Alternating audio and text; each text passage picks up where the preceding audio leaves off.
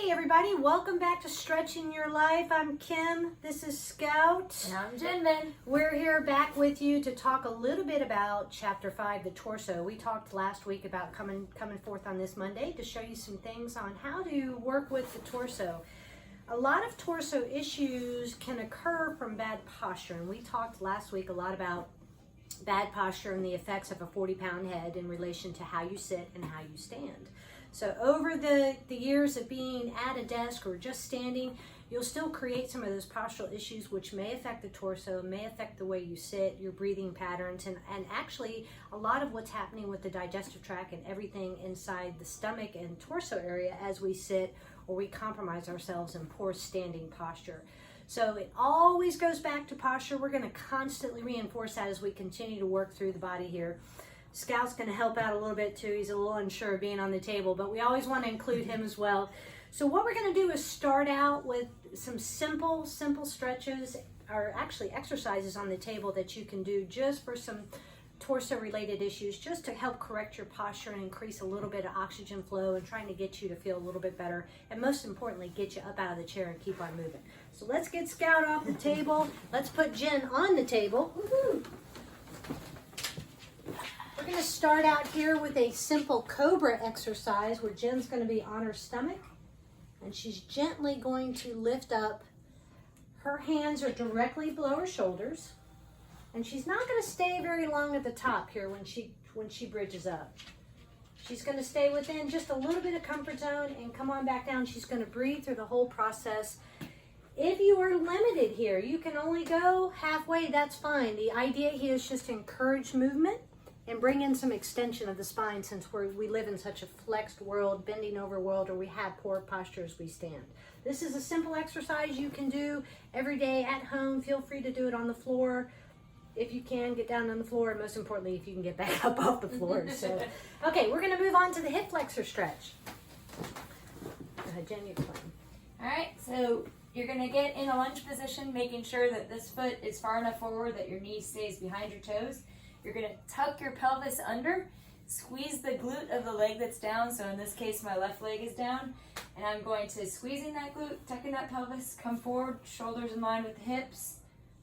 Hold 2 seconds, and then come on back. I'm gonna breathe on the actual stretch. So again, tucking the pelvis, squeezing my glute, coming down, exhale. So notice here, you can't see Jen's head, sorry about that, Jen.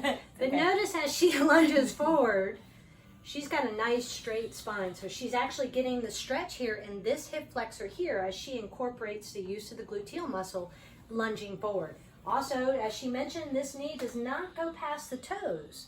Very, very important. We don't want that foot to be too close to the inside of the body where you're getting extreme flexion here and not a good stretch here. Okay? All right, now moving on to the chair. We're going to do some seated stuff. Let me move the camera around for you guys. There we go. I think Scout might be in the background there on his bed. You can see he's excited. Okay, I'm going to have Jen walk you through a little bit of torso stuff from the chair. This is very safe to do. Remember, 2-second stretch.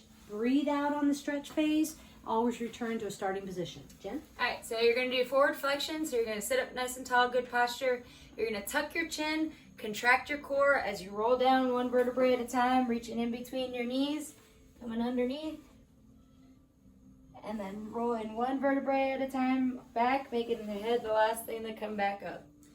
Now keep in mind, folks, if you have what we call a little bit of the belly syndrome, and I think we're all getting a little bit of the belly syndrome being at home, it's okay if that gets in the way. You just want to allow your body to move as it will work for you. So Jen's doing all the work here. She's exhaling, and she's coming back up, like she mentioned, one vertebrae at a time. All right, so then you're gonna work into rotation. So golfers, this is a good one for you.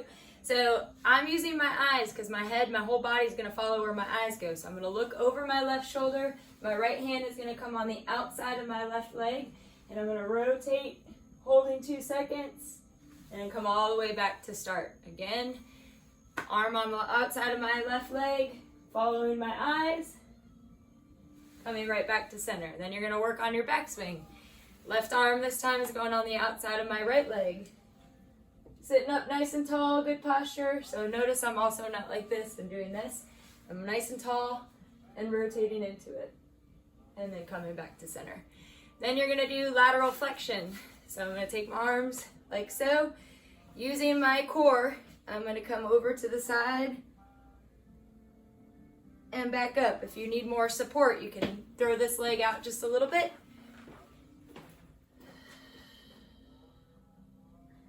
And back up. Same thing on the other side.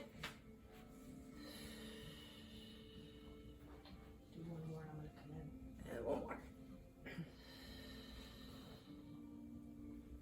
Good. All right, folks, keep in mind, if you have shoulder issues and it's painful to bring this arm up, we can still have an effective lateral stretch just by moving this way, and I promise you Jen won't fall out of the chair and I won't push her out of the chair. This time. So if you feel uncomfortable doing that, then you can also do it as you're standing and reaching this way, so you find your comfort zone. Most importantly though, we just don't want you to put yourself in a position of pain. We covered last week the shoulder stretches and the neck stretches, so always feel free to go back to that and refer to the stretches if you feel comfortable doing that prior to this stretch. So, all right guys, thanks so much. We had so much fun today. Scout had a blast, of course, on his bed. He's exhausted. We will be back soon for the next chapter, which involves hands, wrists, and forearms. And this is a very important area for all of us that are texters and desk workers and computer workers and even repetitive sports, like golf and tennis and those kind of things. So stay tuned. We'll be back live at you. We'll also post a couple of neat little charts on Facebook and the Gram and Twitter, and follow us on those as well.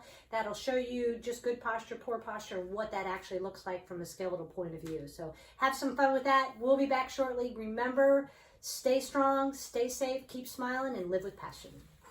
Take care, everybody. Bye, guys.